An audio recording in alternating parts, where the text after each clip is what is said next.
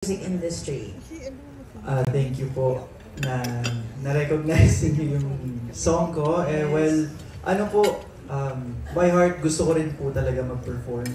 Well, sa totoo lang po, dun po ako nagsimula sa pagsayaw hanggang sa na-discover ko yung pagkanta din. And nung I'm under GMA na, nakikita ko rin yung sarili ko na mag-explore pa. And sa tulong po ng management ng Sparkle GMA Artist po, tinulungan po nila ako na doon i-enhance yung singing, dancing, sa acting as well po.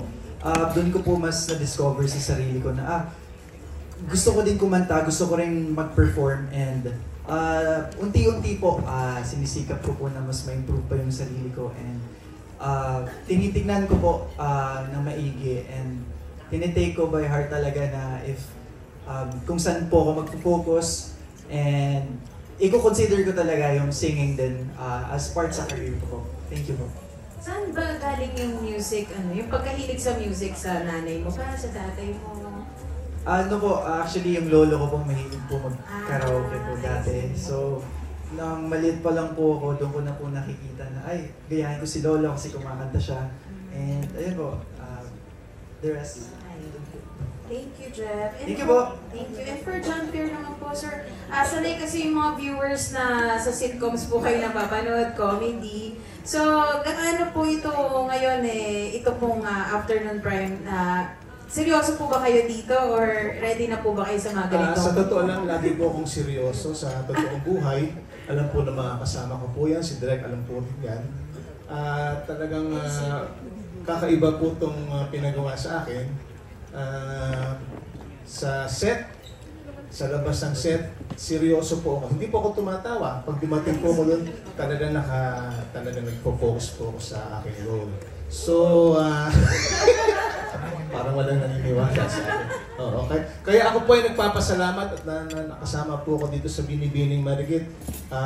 Panghapon po na teleserye. Kasi lagi po akong gumagawa ng comedy nga, kasama sila dito, sa Pipito Manaloto. Ngayon naman po, binigyan po ako ng pagkakataon. Makasama itong magagaling ng mga artista na magpapasaya ng inyong hapon. Thank you very much po. From now, I'm still serious. Thank you very much. But personally po, gusto niyo po makilala as comedian or dramatic actor po? Sexy actor po. Kung mamarapatin po. Ewan ko po kung gusto po nila. baka hindi kayo makakain. Yun po. Okay, thank you po. Salamat po. And for my last question for Migs naman, nakilala ka sa BL or Boys Love Story. Dito naman sa Binibining Marikit, ano yung kakaibang mapapanood sa'yo dito? Ready ka rin ba sakaling makipagsabayan kay Tony at kay Kevin sa, alam mo na, pag-flex ng kaseksihan ng katawan? Kung pag-uusapan po natin yung makikipagsabayan sa kanila, bigyan mo ako mga ilang buwan pa. Malayo-layo pa po. Pag nagtanggal po akong t-shirt, parang mudslide, patong-patong lang na ano yan. So malayo-layo pa tayo dun sa ano. Pagdating naman po sa may bibigay ko sa serye na to, siguro ang natutuwa ako sa role na to na ginagampanan ko kasi pwede ko naman sabihin, no? Direct, kung ano. So, ito na naman tayo. Sa totoo lang, pag nagsasama-sama kami, ganito po talaga kami. Sa set, masaya sa atin, tawanan lang kami. Masasabi ko po sa role ko kasi, best friend po ako dito ni Thea, si Ange, ginagampanan niya. At kumbaga, kaya po natutuwa sa role na to kasi dalawa siya. Number one, may pagka-kontrabida, yun na lang muna sasabihin ko. Hindi ko muna sabihin ko ng mga pinagagawa ko dito. Pero meron po siyang halong kontrabida. And nung tumapak po ako at sumali ako ng Sparkle, dalawa yung talagang na-request ko. Pinag-pray ko po sa management. Like, number one, hosting. Number two, bigyan niyo naman ako ng kontrabida. Kasi lagi na lang ako best friend for the longest time. So, napagbigyan.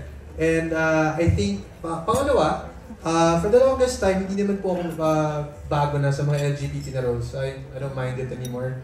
So, etong role na to, nabitin, meron akong ginawa dati kasi nabitin ako sa LGBT role. So ngayon, dahil mahaba-haba itong pagdadaanan namin ni Ange, so marami kayong aabangan ng mga pasabog. Yan po. Thank you very much. And again, congrats po sa buong cast. Thank you so much po. And ang ating last na